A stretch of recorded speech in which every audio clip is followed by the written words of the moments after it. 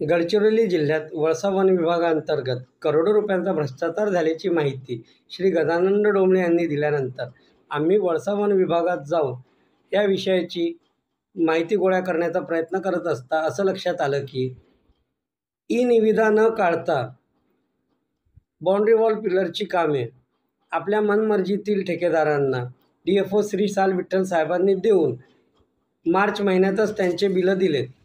ज्या कामांचे बिलं मार्च महिन्यात दिलेत त्या कामांचा साईडवर अजूनही काही अतापत्ता नाही, म्हणजे साईडवर कामं झालेले नाहीत. या विषयाची चौकशी करायसाठी साईडवर गेले असता तिथल्या स्थानिक अधिकाऱ्यांना विचारलं. तिथल्या स्थानिक अधिकाऱ्यांना ह्या कामाविषयी काही माहिती नसून आम्हाला काहीही मार्गदर्शिका आलेली नाही असं त्यांचं म्हणणं आहे.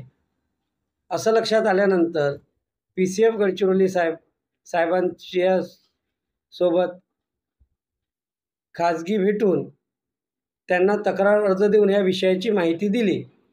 या विषयाची माहिती दिल्यानंतर अतिजलद गतीने संबंधित ठेकेदारांनी कामं चालू करून कामाची सारवासारव करायचा प्रयत्न चालू असलेलं निदर्शनात येत आहे.